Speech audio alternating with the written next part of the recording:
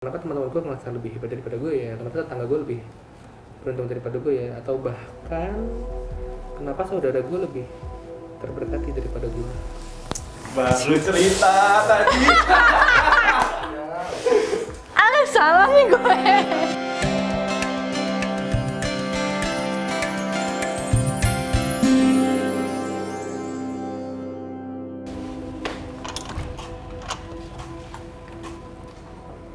Misi. Mari.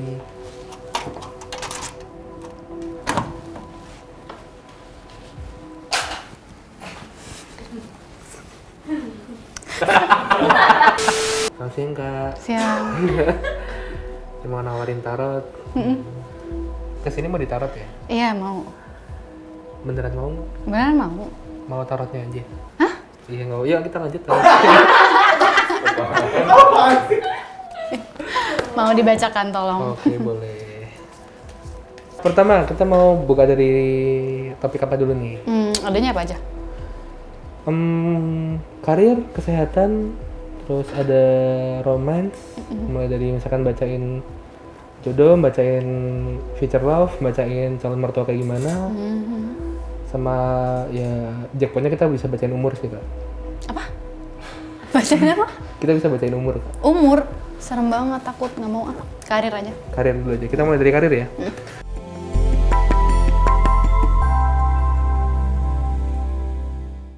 Oke, kita baca dari awal. Untuk gambaran karir secara umumnya di sini ada kata di Empress.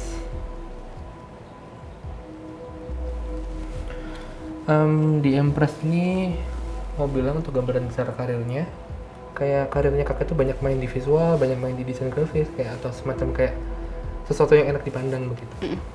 Dan beruntungnya untuk 10 tahun ke depan, kira-kira untuk gambaran karirnya kakak emang sangat amat dekat dengan ini. Tidak akan jauh-jauh dari sini, tidak akan terlalu melenceng dari sini, dan kalau dilihat dari overall 10 kartu ke depan nggak bakal banyak pindah jalur. Nggak ada perubahan jalur. Oke. Kita sebutnya konsisten. Amin. Konsisten. Konsisten. Amin. Amin. Alhamdulillah. Nah lalu sekarang kita coba baca untuk 10 tahun ke depan. Ini yang sekarang. Iya, untuk sekarang dan gambaran umum ke depannya. Oke. Ini untuk 1 tahun ke depan. Di sini kita punya Nine of Cups.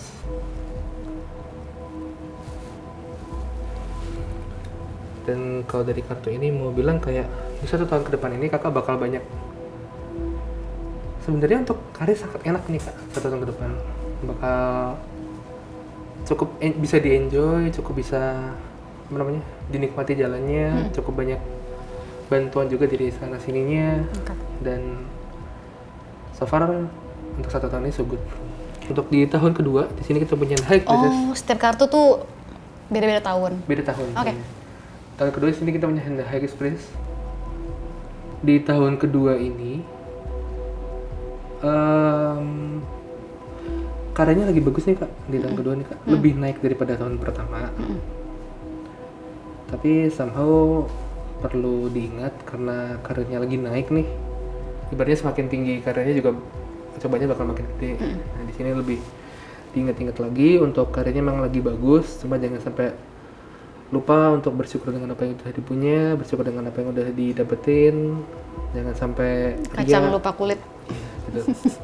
Lalu di tahun ketiga nih, di sini kita punya Six of Cups. Kalau di tahun ketiga ini sebenarnya ntar bakal kelihatannya kakak bakal banyak tuker-tukeran project nih, bakal banyak lempar-lemparan project, bakal banyak apa namanya project yang masuk ke kakak. Sebenarnya malah bukan kakak yang kerjain, malah orang lain nanti. Jadi kayak ganti-gantian, malah oper-operan. Oke. Udah nggak bisa lagi yang namanya single fighter di sini. Lalu di tahun keempat nih kita punya kartu The Fool. Sejujurnya untuk secara karir bisa jadi di tahun ini kerjaan yang kakak ambil itu sebenarnya bukan kerjaan yang kakak mau, malah Di sini tahun ini. malah kebanyakan kakak bakal ngikutin kerjaan yang kakak nggak terlalu pengen. Ada satu sosok, ada satu pihak, ada satu yang lebih gede daripada project, mereka yang megang project. Kakak ngincer mereka, kakak ngincer buat dapat posisi itu, kakak ngincer buat dapat koneksi ke sana. Tapi untuk bisa dapat koneksi ke sana, kakak sampai harus ngikutin project-nya kakak nggak suka. Oh, kayak mengorbankan gitu. Iya, jatuhnya jadi kayak ya udahlah pas lah gue ikut aja. Yang penting gue dapat apa yang gue Dapat. mau. Meskipun pada akhirnya kakak malah ngorbanin keinginannya kakak sendiri, malah ngorbanin kakak secara mentally, malah ngorbanin lain-lainnya. Oke. Lalu di tahun kelima di sini kita punya Page of Coins, Page of Pentacles kalau kita nyebutnya. Untuk Page of Pentacles ini, pengorbanan kakak di tahun sebelumnya itu terbayarkannya di sini. Ibaratnya secara rezeki mulai masuk di sini, secara keuangan mulai naik di sini, dan ibaratnya apa yang udah kakak ikutin tadi sebelumnya, apa yang udah kakak korbanin sebelumnya, terbayarkannya di tahun kelima. Gitu. Kalau gue nego cuma 5 tahun aja nggak apa-apa gak? Iya. Main mancang ya. Setelah gue lihat-lihat, wow, terang. Paling karena ini udah kebuka sampai 10 tahun ke depan, karena udah kebuka nih kartunya. Karena dari kakak udah nggak mau dibacain 5 tahun lagi ke depannya lagi. Paling aku kasih notes aja di tahun ke-9 ini siap-siap aja ada sesuatu yang nunggu di situ. Apa itu lanjutin? Maksud lo apa? Hah? The Hermit tuh apa? Ini The Hermit ya. Pokoknya dari 5 kartu ini yang paling 5 kartu ini. Iya, yang paling menonjol menurut lo apa? Yang paling menonjol di tahun secara positif di tahun ke-9, secara negatifnya di tahun ke-7. Wow, boleh coba. Gue nego lagi 2 kartu deh. Oke. Penasaran. Di tahun ke-7 di sini kita punya Five of Wands. Kakak dengan rekan-rekan kerja kakak bakal banyak berantem nih di sini. Wow, oke. Bakal banyak konflik di situ, bakal banyak kepentingan yang diadu di situ, banyak ibaratnya cekcok keras-kerasan project di situ. Lalu untuk di tahun ke-9 tadi yang aku bilang ada sesuatu yang bagus di sini, kakak udah bukan kayak mencari jalan sendiri, tapi di sini bakal ada satu orang yang bakal bantuin kakak. Kemana sih gue harus ngembangin karir gue lagi di tahun ke-9. Begitu? Ada yang mau ditanyakan lagi? Dah. Oke, kita lanjut ke topik selanjutnya ya. Ya.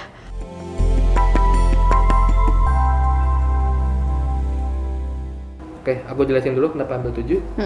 4 di sini ini mau ngomongin soal gimana inner child kakak, gimana bentuk gambaran utuhnya dia seperti apa. 3 ini ntar mau ngomongin kayak gimana kita bisa ngebantu dia. Sama di last cards ini ada pesan dari dia. Oke, untuk kartu pertama di sini ada The Star. Kartu pertama itu mau ngomongin soal bagaimana atau apa yang paling sering dia rasakan. Dia ngerasa sekarang dia lagi ngidupin mimpinya seutuhnya. Ibaratnya dia daydreaming. Kayak dia menjalani hidup yang dia pengen, dia menjalani hidup apa yang dia suka. Sesuai dengan harapannya lah ya. Sangat amat sesuai. Lalu kartu kedua di sini kita punya The Magician. Kartu kedua itu ngomongin soal apa yang paling jarang dia rasakan. Dia ngerasa hidupnya waktu kecil tuh kayak hidup gue kering ya, sekering ini ya, kayaknya kalau ada blessing ke gue tuh kalau turun dari langit tuh kayak tiba-tiba belok ke angin. Tetangga gue malah, teman-teman gue, kenapa teman-teman gue ngerasa lebih hebat daripada gue ya, kenapa tetangga gue lebih beruntung daripada gue ya, atau bahkan kenapa saudara gue lebih terberkati daripada gue. Baru cerita tadi. Salah nih gue. ya, terus. King of Wands, kartu ketiga itu ngomongin soal apa yang paling dia takutkan. Kakak sangat amat takut, atau kalau boleh dibilang inner child kakak itu sangat amat takut kalau ada seseorang yang datang ke hidup kakak dan ternyata dia bisa lebih bagus dari dia. Ibaratnya kalau mau disebut di sini singkat katanya ya, kakak takut kalah. Betul. Nah, lalu dari 3 ini menyambung ke kartu keempat. Ini ngomongin apa akhirnya menjadi diri kakak sekarang, atau boleh kalau dibilang kayak bagaimana mereka semua ini yang di sebelumnya ini berpengaruh pada diri kakak sekarang. Kayak hasil akhir gitu. Iya, di sini kita punya Five of Swords. kakak menjadi orang yang tidak takut untuk bersaing dengan orang lain. Tahu-tahu ada pesaing, kayak gue gak bakal ragu buat konfront lu, gue gak bakal ragu buat mempertahankan posisi gue. Ya. Nggak hanya di pekerjaan tapi di semua hal. Nggak harus konfront sih, lebih kayak ke apa ya, nunjukin kalau gue nggak suka atau menganggap dia kompetitor, ya kan? Gitu. Ambisius ya. Lumayan kesannya. Kita ke 3 kartu selanjutnya. Di sini kartu ke-5. Di sini kita punya Ace of Wands. Ace of Wands ini sebagai kartu ke-5, dia bakal menjawab apa sih yang paling dia butuhkan untuk dibantu. Dia tuh pengen banget kepastian kalau gue nggak bakal turun atau misalkan gue nggak bakal tersingkirkan. Gitu. Kayak selalu di comfort zone-nya gitu ya. Ya kan? Comfort zone. Bukan comfort zone sih, di status yang di situ aja gitu, Iya, yang nggak turun nggak naik, maksudnya kayak stabil. Yes, tetap stabil.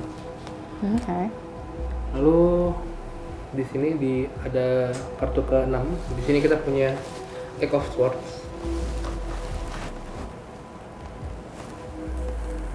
Eight of Swords ini mau jawab soal apa sih yang bisa kakak bantu buat dia.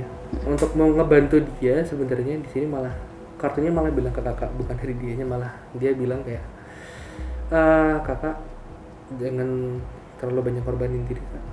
Sebenarnya apapun yang dia mau, apapun yang dia pengen itu sebenarnya untuk nge-push kakak untuk keluar dari ketakutannya kakak. Kita kan yang tadi di sini ketakutannya kakak. Ketakutannya kakak Ini bukan. ini. Kakak sebenarnya untuk membantu dia harus berani bilang cukup. Kalau mengejar ke atas kita nggak ada batasan, karena ibaratnya di atas langit pasti ada langit. Ya. Tapi di bawah tanah nggak ada apa-apa lagi. Oke, lalu kita ke kartu terakhir. Di sini kita punya Temperance.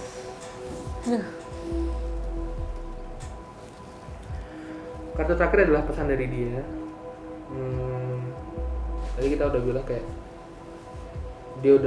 kakak udah lebih baik daripada dulu, kakak udah dapat lebih banyak. Dan di sini kan sebenarnya gambarannya dia kan kayak ada orang dengan banyak tangan kan.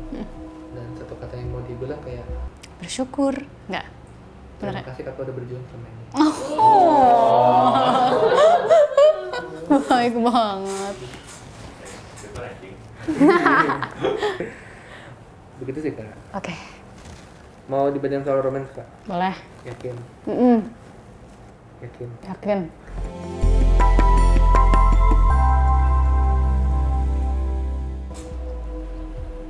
Mau tahu kapan nikahnya dulu atau gimana nih? Ya boleh. Kemungkinan paling besarnya sih sepertinya di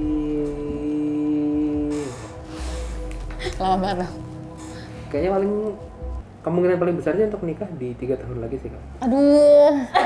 Bentar kan? 27, 28, 29. Ya udah. Terus siapin mental. Ya kemungkinan. Jadi sebenarnya kalau mau dilihat betternya, ya kalau 1 tahun lagi masih adu-adu ego, di tahun kedua Masalah. di dianya doang yang masalah. Kalau di sini kakak udah yakin bisa ngebantu dia, mensupport dia di masalah yang dia punya, waktu terbaiknya di tahun kedua.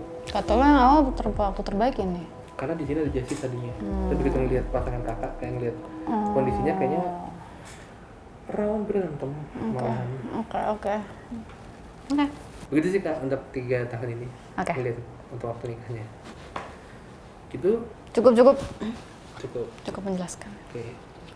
Jadi sebenarnya di setiap kali shuffle tarot, kartu paling bawah itu nyimpan 1 pesan dari deck ini buat kakak. Paling bawah. Kartu paling di bawah deck ini. Two of Cups. Namanya keluar Two of Cups. Two of Cups itu dia mau bilang gak ada yang harus dihilangkan dari apa yang udah kakak punya.